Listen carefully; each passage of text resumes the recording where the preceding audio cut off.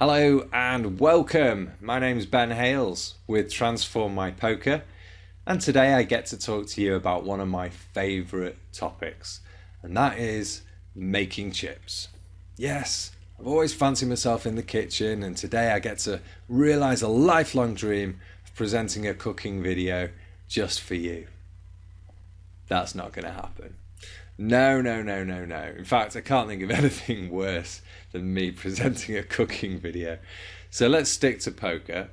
We're talking about the button and, of course, our ability to make money from this magical position on the poker table.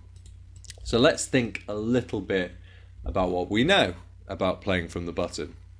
What do we know? Well, first point, we are guaranteed to have position on all our opponents after the flop. Pre-flop we're in pretty good position, right? Because just the two blinds sitting behind us. But post-flop, through flop, turn and river, we will be absolutely guaranteed to act last. That gives us lots of opportunities to play profitably from the button and to make lots of money. Don't get obsessed with your hole cards.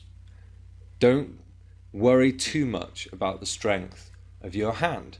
Think about the power of position, because this is what will inspire you to be more expansive and play more hands on the button. The second point I want to make is that there are two players sat behind us. And I know this is obvious, we've got small blind and big blind sat there, but they have a bearing on how we're going to play from the button, and actually they can have a huge bearing. Their player profiles can vastly change up our approach from the button. So if we have loose players or tight players or passive players or aggressive players, we're going to potentially change our calling range, 3-bet range, or raising range. We're going to change our strategy, sometimes quite dramatically, because of these two players behind us. Okay, so this is just something you need to do on an ongoing basis, and you'll get better at assessing your opponents, better at making the adjustments the more you practice. But make sure you pay attention to those two guys sat behind you on the blinds. Third and final point on this slide is just to make a very clear point that statistically, the button is by far the most profitable position on the poker table. That should be obvious to you, but if you didn't know that, it's astounding. Not just for you, not just for me, for every poker player, the button is the most profitable position to sit in. Okay? So there we go. There's three important starting points for considering our play from the button. So what kind of strategy are we going to use?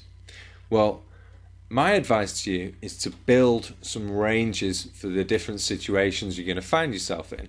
So for example, if I know I've got two guys on the blinds who play very, very tight, then I'm going to choose an extremely wide range to steal with, perhaps 100% of my hands. Whereas if those guys are 3-betting 15% of the time, then I'm probably going to cut my raising range right down to 30% or 35%. So there's a huge difference in the range I'm going to choose based on those guys sat behind me, right? And that's one of the most important takeaway points from this video, is to make sure you are adjusting your ranges. So whereas in other positions on the table, like early position, I would recommend fairly static ranges. You don't need to adjust your strategy much. On the button, it couldn't be more different. You need to be flexible and change up what you're doing according to the people around you. Another thing you might do on the button is to, for example, widen your 3-bet range. So if somebody raises in mid position, perhaps rather than just 3-betting with a standard range of 7, 8, 9%, maybe make that a bit wider. Let's go 3-betting with 15%. This will work really well against loose players. Okay, it might not work so well against tighter players. So be careful who you target. But this is a really good strategy.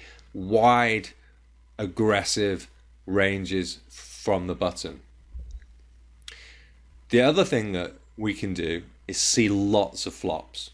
So not only can we 3-bet and raise with wide ranges, but we can also call raises more liberally, because we want to see flops. And that's the thing I want you to take away as well. This concept that I'm on the button, I want to see the flop. Sure, I might not have the best hand, but I want to see the flop, particularly in cash games, particularly in deep stack situations. Yeah, okay, not got the best starting hand, but do I want to see a flop? You bet I do, because I've got position on all my opponents. So what mistakes do players make on the button? First of all, they don't play enough hands. There are more hands you can make money with. One of the reasons players don't play enough hands is that they find weaker hands difficult to play and difficult to bluff with. And I sympathise with that, but it's something you need to work towards improving.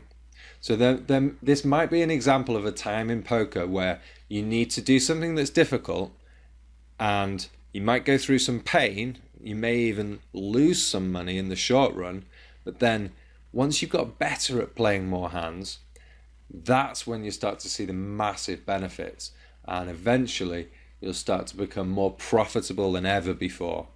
So if you find playing weaker hands a struggle, my advice to you is go through that pain, find the way to make them profitable by practicing, and that's how you're going to overcome this obstacle. Okay, so as an extension of this point, I see people playing the right hands, I see them making good pre-flop decisions, but then when they get to the flop with these wide ranges that they've got here with, they're not quite sure how to deal with them, and still a little bit timid when they're playing weaker strength hands. So maybe doing too much folding and end up losing money as a result. So the solution here is to keep playing the hands, but to examine the post-flop mistakes that are being made and make sure your frequencies are not folding too much, calling too much. Make sure you are actively raising enough and bluffing enough. So 2 mistakes I see post-flop: being too passive, not being aggressive enough. Use the raise button, look to push your opponents around, use your position. And then the other thing is just getting the bluffing frequencies wrong, and this is a difficult skill which takes time to develop. Don't shy away from it.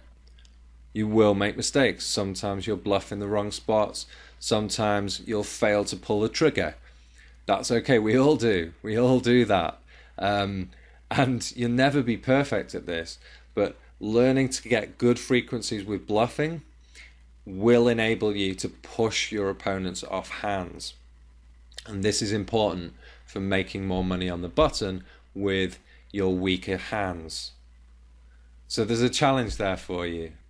So once we get ourselves to the point where we are being nice and aggressive post-flop, it's really important to hone in on attacking the right opponents. And what we're looking for here are opponents who will fold too often. Okay? We need to identify them. There's loads of them out there. I'm sure most of us have folding frequencies in different spots where we're doing it too much. So it's about identifying who these players are, who's folding too much, and not just who, but when they are folding. So street by street, somebody might progress to the turn, but then on the turn they're folding too much. If we can identify that as a weakness, we know we can get in a raise on the turn and push them off most of their hands.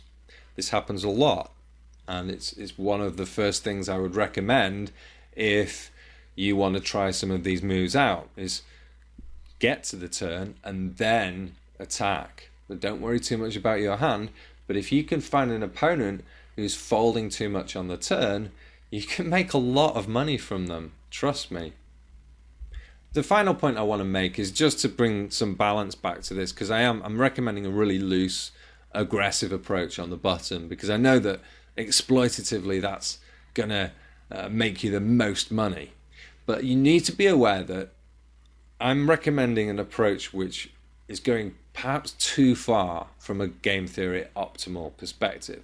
And the ranges you should be choosing from the button should be a little bit tighter against perfectly playing opponents. So opponents who are not folding too often.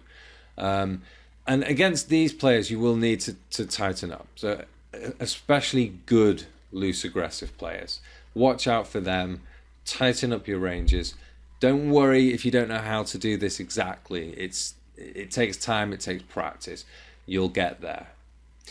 So there you have it. Lots of good advice on how to make more chips on the button, and absolutely no cooking advice from someone who doesn't generally frequent kitchens. Thank you so much for watching this video. If you'd like to take your poker to the next level, then click the link underneath the video. You'll come over to our site, you can sign up by email and get your hands on a free training resource that will get you improvement in your game tonight. Just click that link under the video to get it. Now, if you've enjoyed this, then please do let us know by liking the video and leave a comment. If you've got a question for us, we'd love to hear from you. And if you're enjoying these videos, let's make this relationship official. You can go ahead and subscribe to the channel and turn on notifications, and you'll be the very first to know when we publish a new video or new lesson designed to help your game. All right, thanks again for watching, and remember to run good, because that's the hard part.